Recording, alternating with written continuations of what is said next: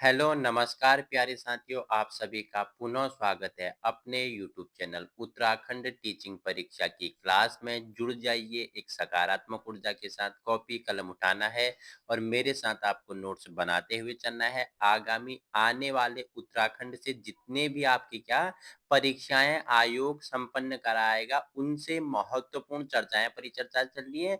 उसमें जो हम चर्चा परिचर्चा कर रहे हैं, वो हम लेक्चरार या प्रवक्ता संवर्ग के सिलेबस बाय सिलेबस चर्चा परिचर्चा कर रहे हैं।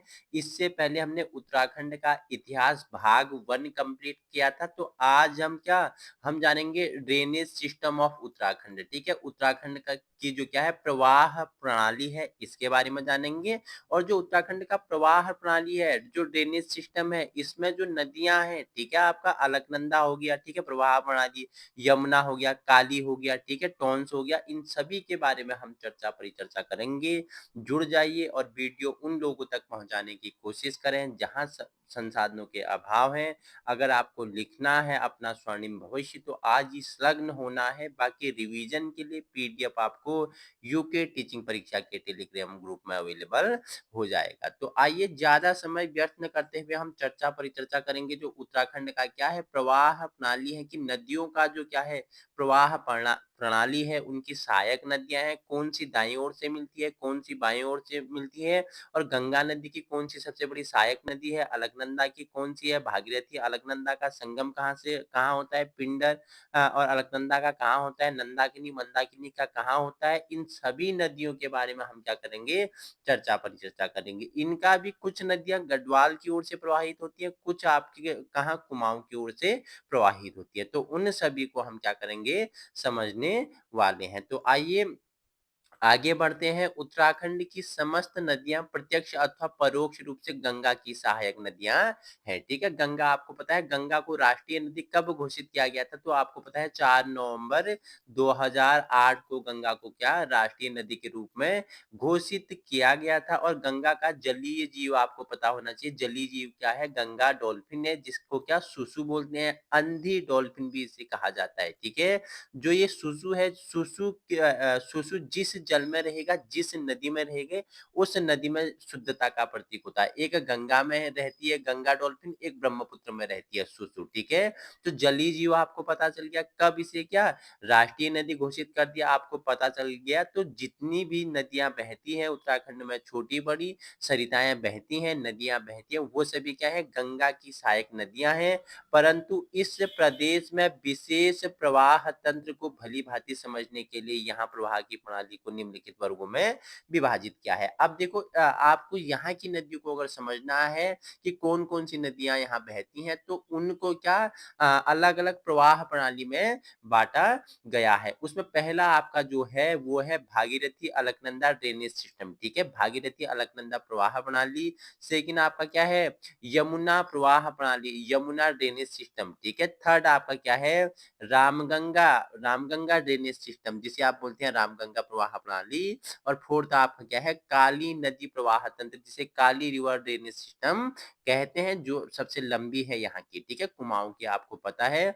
तो आइए इन सभी को मैप से भी समझ लेते हैं। तो हमने क्या क्या बताया, हमने बताया कि जो भागीरथी प्रवाह तंत्र है, ये आपकी भागीरथी नदी है। ठीक है, कहाँ से निकलती है, कहाँ से भागीरथी का उद्गम होता है, आप बताएंगे मुझे। ठीक है, भागीरथी कहाँ से, उत्तरकाशी के कहाँ से होती है, बताओ मुझे, गंगोत्री से भागीरथी। ठीक है, और अलकनंदा, अलकनंदा कहाँ से, सतुपंथ से। दोनों कहाँ मिलते हैं, दोनों देवप्रयाग में मिलते हैं, दोनों कहाँ देवप्रयाग में मिलते हैं। वहां से गंगा के रूप में क्या होते हैं आगे प्रवाह होते हुए सबसे पहले ऋषिकेश होते हुए कहाँ जाती है, हरिद्वार में ये पहुंचती हुई है। ठीक है, कोसी आपको पता है, कोसी क्या है, सबसे लंबी नदी है। ठीक है, कुमाऊं क्षेत्र में बहती है। ठीक है, रामगंगा हो गया, काली नदी हो गया, गौरी हो गया, इन सभी के बारे में हम चर्चा परिचर्चा करेंगे। जिसमें टोन्स बेसिन आपका कहाँ, देहरादून में। ठीक है, यमुना बेसिन हो गया। ठीक है, देहरादून से उत्तरकाशी। ठीक है, भागीरथी उत्तरकाशी में, अलकनंदा आपको पता है, और काली बेसिन, इन सभी को के बारे में हम क्या करने वाले हैं, चर्चा परिचर्चा करने वाले हैं, ठीक है? यहाँ तक किसी को कोई प्रॉब्लम है तो आइए आगे हम चर्चा परिचर्चा कर लेते हैं। उसमें रामगंगा बेसिन भी आप जानोगे, काली बेसिन जानेंगे, कोसी बेसिन जानोगे, ठीक है? कोसी आपको पता होनी चाहिए अपने मार्ग के लिए, ठीक है? मार्ग विचलन के लिए बिहार का शोक कहा जाता है, ठीक है? नयार बेसिन हो गया और उसके बाद हिमानियों को भी। हिमानी क्या होते हैं? बर्फ बर्फ ग्लेशियर को ही हिमानी कहा जाता है। आप हिमालय क्यों बोलते हैं? हिम धन आले आप अगर बोलते हैं तो आले मतलब क्या होता है? घर होता है। हिम मतलब बर्फ, तो बर्फ का घर, ठीक है? वैसे अगर पुस्तकालय बोलेंगे तो आलय मतलब होता है घर, पुस्तकालय पुस्तकों का घर, ठीक है? भोजनालय, ठीक है? तो आइए सबसे पहले हम जानेंगे क्या? भागीरथी अलकनंदा ड्रेनेज सिस्टम के बारे में चर्चा परिचर्चा करने वाली हैं। तो भागीरथी अलकनंदा प्रवाह प्रणाली उत्तराखंड हिमालय की सबसे विशाल क्या है? प्रवाह प्रणाली। सबसे बड़ी उत्तराखंड की ड्रेनेज सिस्टम कौन सी है? आपकी भागीरथी है, ठीक है? भागीरथी एवं अलकनंदा नदियां गंगा की दो प्रधान शीर्ष नदियां हैं। देखो, अलकनंदा और भागीरथी सास और बहू के रूप में एक सतोपंथ हिमानी से आती है, अपने छोटे छोटे सरिताओं के जल को लेके हुए, एक आपका गंगोत्री गोमुख से होते हुए आती है। दोनों कहाँ पे? देवप्रयाग में इनका संगम होता है, वहां से ये गंगा के रूप में आगे प्रवाहित होती है। इन दोनों सहायक नदियों से गढ़वाल हिमालय का अधिकांश भाग क्या है? अभिसिंचित है। अब दो ही जो सबसे बड़ी नदियां हैं जिससे गढ़वाल, संपूर्ण गढ़वाल का क्या है? अधिकांश भाग क्या है? अभिसिंचित है। हर क्षेत्र में अपने जल को क्या, अपने जल से सिंचाई करते हुए, अपने जल से क्या करते हुए, छल छल कल कल की आवाज से बहते हुए उस क्षेत्र को अभिसिंचित करते हुए आगे बढ़ती है। इन दोनों का संगम कहाँ होता है? देवप्रयाग में होता है। दोनों का संगम कहाँ होता है? देवप्रयाग में होता है। देवप्रयाग के पश्चात से गंगा के नाम से जाना जाता है।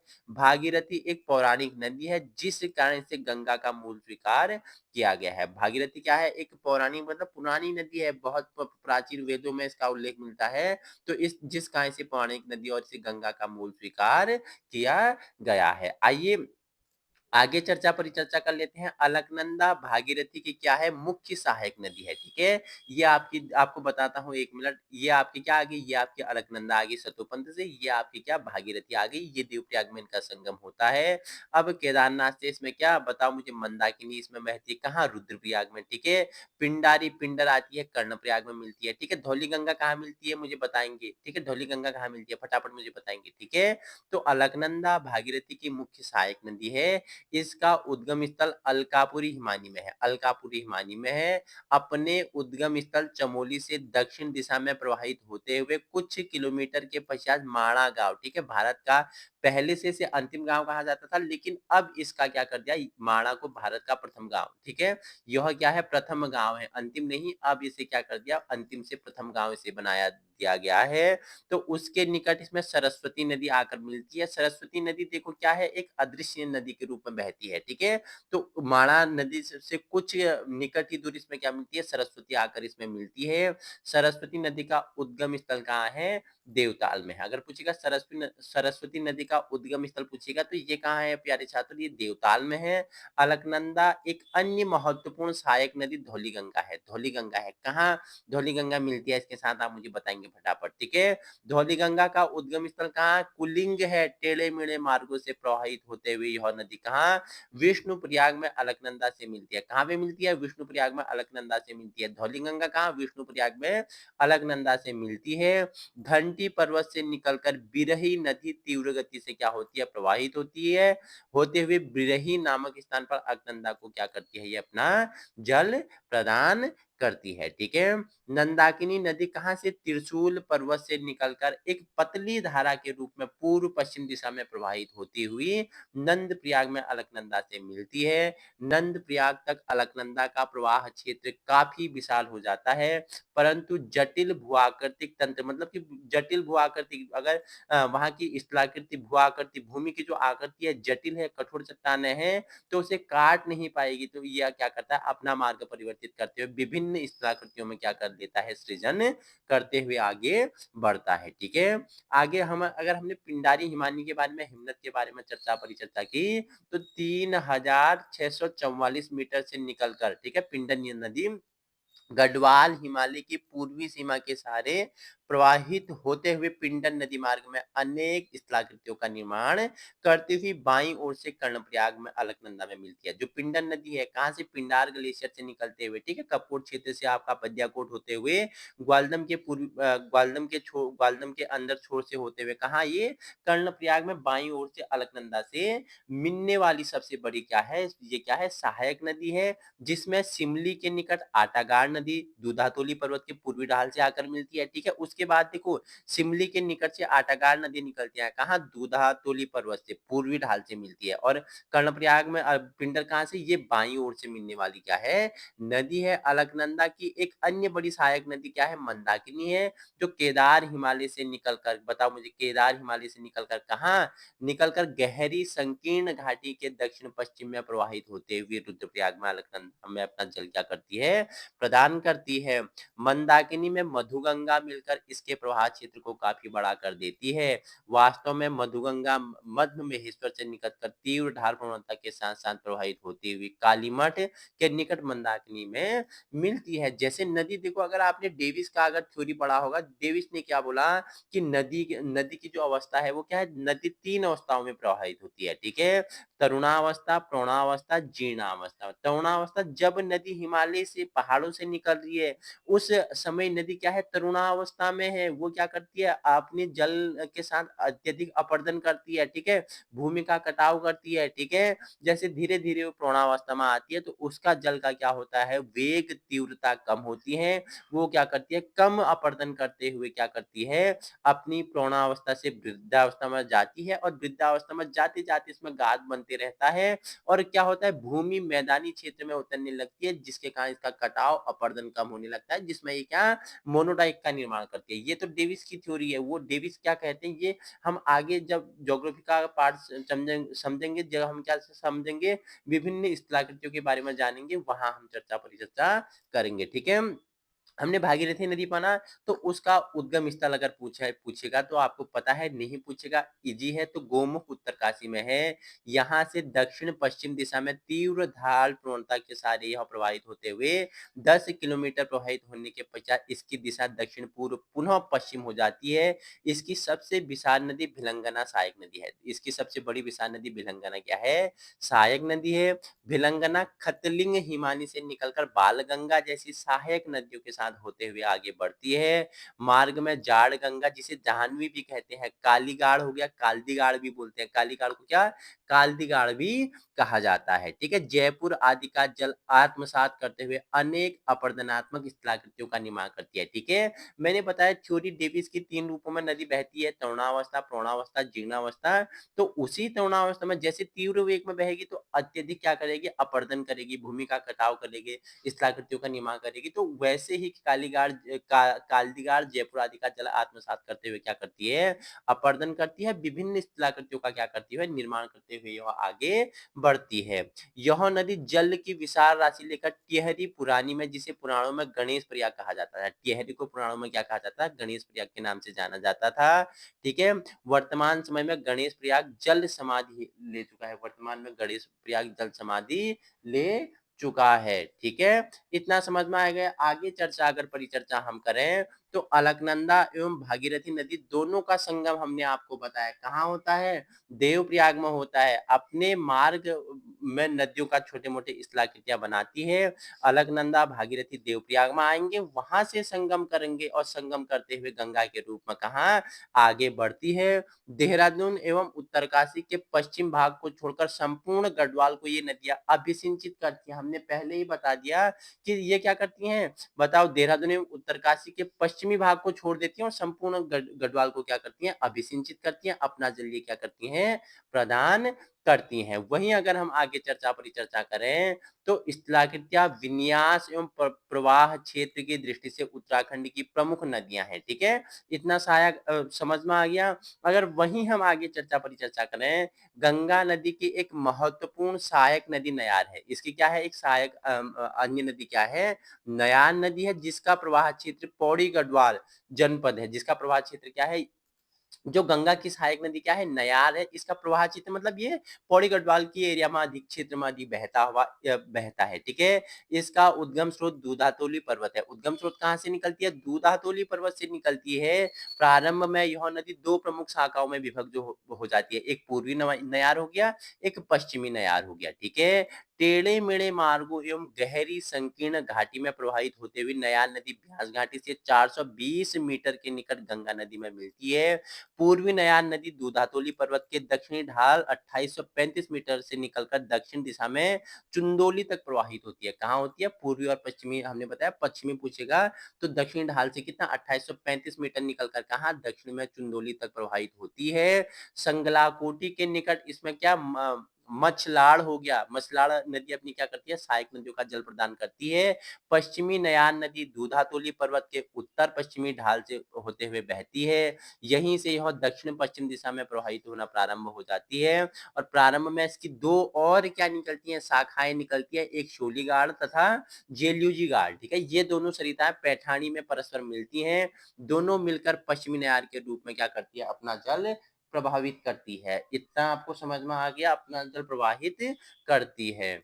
वहीं आगे चर्चा परिचर्चा अगर हम करें तो हमने इतना आपको बताया, इतना आप सभी को क्या आ गया होगा, समझ में आ गया होगा। आइए आगे चर्चा परिचर्चा कर लेते हैं। तो पश्चिमी और पूर्वी नयार के बारे में हमने आपको बता दिया है, कहाँ से कहाँ प्रवाहित होती है। वहीं फिर हमने बताया कि ये दो सरिताओं में और विभक्त हो जाती है। एक सरिता आपकी क्या होती है, शोली गाड़ हो गया, दूसरा आपका चेजोली गाड़ हो गया, ठीक है। ये दोनों सरिताएं पैठाणी में परस्पर मिलती है। दोनों मिलकर पश्चिमी नयार के रूप में प्रवाहित होती है। यहाँ से इसका प्रवाह दक्षिण पश्चिम दिशा में होता है। वहीं ज्वालियाधाम से 5 किलोमीटर उत्तर में इसकी दिशा लगभग पश्चिम में हो जाती है। सतपुली से क्या, ये सतपुली से पश्चिम में यह पूर्वी नयार नदी में मिल जाती है। और दोनों सम्मिलित रूप से क्या करती है, नयार नदी के नाम से जानी जाती है। आइए अंतिम स्लाइड आपके लिए है आज अलकनंदा भागीरथी का जो प्रवाह तंत्र हम पढ़ रहे हैं। तो गंगा नदी एक अन्य सहायक नदी सोंग नदी भी है। इसकी एक अन्य क्या है, सोंग नदी भी है। इसका उद्गम स्थल कहाँ, सिरकंडा पर्वत टिहरी जनपद में है। सोंग नदी गंगा की ही सहायक नदी है। कहाँ से निकलती है, सिरकंडा पर्वत टिहरी जनपद से निकलती है।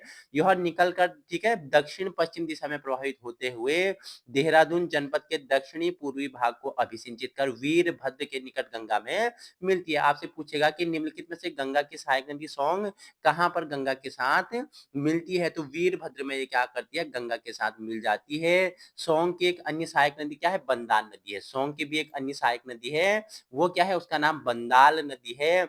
इसने मालदेवता के निकट एक अनुप्रस्थ गार्ज का क्या करती है, निर्माण करती है। यहाँ पर इसमें बल्दी नदी अपना क्या करती है, सहायक सरिताओं के साथ मिलती है।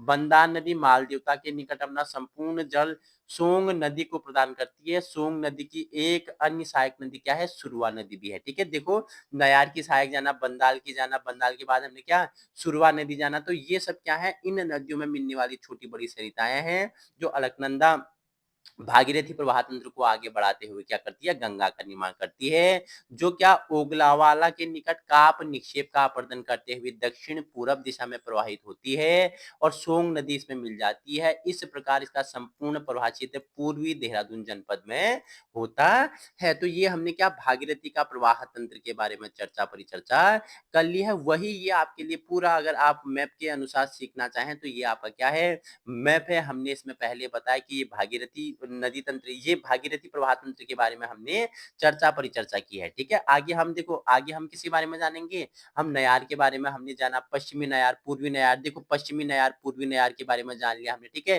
गंगा नदी हरिद्वार, ये हरिद्वार वाला क्षेत्र है, ठीक है।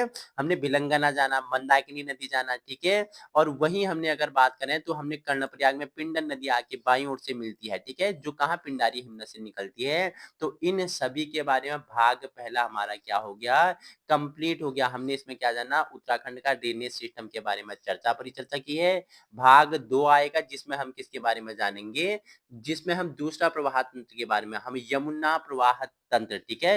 यमुना प्रवाह प्रणाली, यमुना ड्रेनेज सिस्टम के बारे में परिचर्चा करेंगे। आज हमने क्या भागीरथी अलकनंदा प्रवाह तंत्र के बारे में, इसकी सहायक नदियों के बारे में, कहाँ से उद्गम स्थान है, कहाँ पर अपना जल विसर्जित करती है, कौन-कौन सी छोटी बड़ी सरिताएँ इसमें मिलती है, इन सभी के बारे में हमने परिचर्चा कर ली है। इसी प्रकार की वीडियो पाने के लिए आप अभी अपने यूट्यूब चैनल उत्तराखंड टीचिंग परीक्षा की क्लास को क्या कर सकते हो, संलग्न कर सकते हो, अपने सपनों को साकार कर सकते हो। बाकी इसका पीडीएफ आपको यूके टीचिंग परीक्षा के टेलीग्राम ग्रुप में मिल जाएगा। आप वहाँ से डाउनलोड कर सकते हैं और आपकी कोई भी क्वेरी हो तो आप वहाँ पे क्या कर सकते हो, क्वेश्चन पिन कर सकते हो, जिसका आपको क्या पूर्ण समाधान दिया जाएगा। बाकी हम सिलेबस बाय सिलेबस परिचर्चा कर रहे हैं, ठीक है? हमने क्या जो प्रमुख शिक्षा आयोग थे उनके बारे में परिचर्चा किया, ठीक है? उसमें कुछ आपका एनसीटीई, ठीक है, एनसीईआरटी वो छूट गए हैं, उन्हें भी हम परिचर्चा कर लेंगे, ठीक है? उसके बाद हमने उत्तराखंड का इतिहास जाना, उत्तराखंड का ज्योग्राफी और उत्तराखंड का हमने प्रोफाइल हो गया, ठीक है?